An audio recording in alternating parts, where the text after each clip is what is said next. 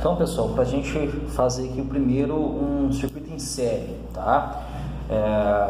A gente colocou os três componentes, tá? Resistor 1, resistor 2, resistor 3, todos com a mesma resistência, tá? 2 ohms, beleza? Uma fonte de tensão aqui, 100 volts, e esse circuito em série. Então, para a gente resolver esse circuito, o que a gente precisa saber? A primeira coisa, cara, é encontrar a resistência total desse circuito. A gente tem resistência total de cada componente, mas o circuito em geral ele tem uma resistência total, tá? A gente chama também de resistência equivalente, é o REC, né? Para um circuito em série, um circuito resistivo em série, é muito simples a gente encontrar a resistência total, tá?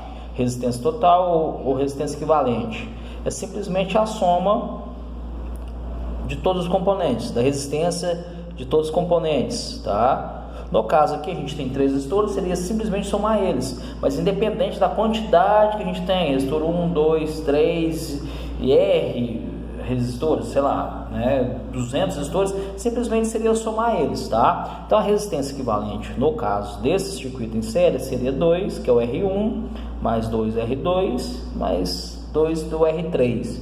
Então a resistência equivalente desse circuito seria 6 ohms, tá? Primeira coisa que a gente tem que fazer é identificar qual que é a resistência equivalente, tá? Depois disso, eu vou encontrar aqui, agora achando a corrente total, tá? Após a gente achar a resistência equivalente, resistência total, a gente consegue achar a resistência total do circuito, beleza? Então, para a gente achar essa corrente, a gente vai utilizar a fórmula que é tensão igual a resistência vezes a corrente, tá? Essa fórmula, assim, a gente deriva ela em outras. No caso que a gente vai utilizar, como a gente está procurando a corrente, vai ser nada mais que a corrente é igual a tensão dividido pela resistência. Como a gente está procurando a corrente total, a gente vai utilizar os valores da tensão total e da resistência total, é óbvio. Então, se a gente pegar, para a gente achar a corrente total, a gente pegar 100 volts, que é a nossa tensão total do circuito, dividido por 6, vai dar um valor aqui de 16,66, tá, amperes. Uma dízima periódica simples, beleza? Então essa aqui seria a corrente total, é a corrente que é gerada por esse circuito quando está em pleno funcionamento. Então, se essa corrente ela sai dessa fonte e volta para ela os mesmos 16,6 amperes, tá?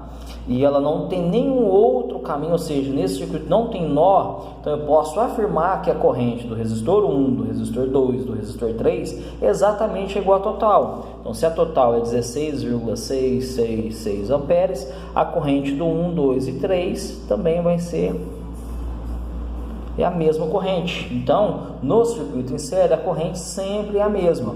O que vai se dividir é essa tensão de 100 volts, que vai ficar um pouquinho em cada.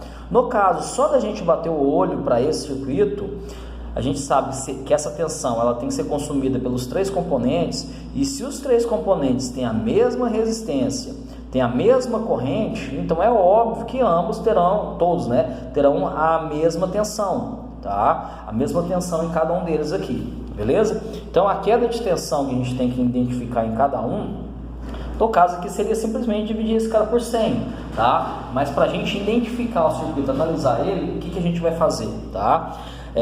A gente vai olhar o seguinte: saiu 100 volts da minha tensão, da minha fonte.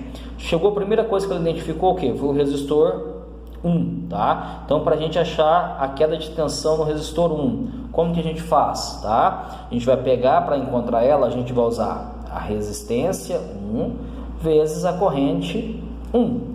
Tá? Então seria queda de tensão no 1, a resistência 1 que vale 2 vezes 16,666, que no caso dá 30, tensão resistor vai dar 33,333 volts, né? Também vai dar uma dízima, certo? Esse valor vai ser idêntico aos outros resistores, tá? Mas uma coisa que o pessoal gosta de fazer muito em algum exercício, é perguntar qual que seria o nível de tensão em determinados pontos.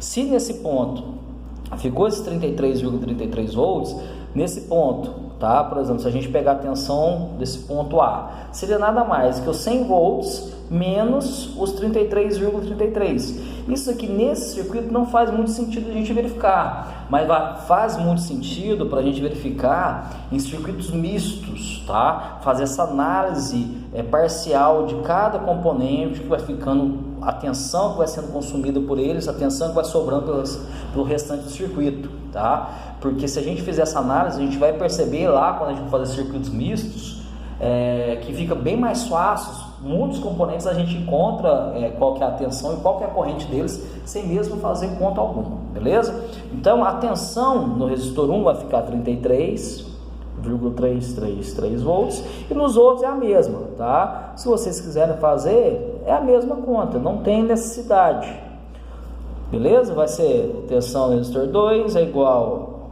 a 2 vezes 16,66, é a mesma conta, sempre vai dar os 33,33 nesse caso, tá?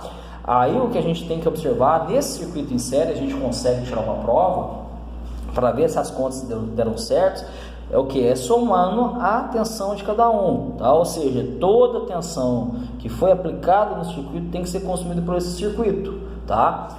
Esses 100 volts vai ser consumido, independente de quanto ficar. No caso aqui, como cada resistor tem um valor igual, tá? O nível de tensão, a queda de tensão em cada componente vai ser o mesmo.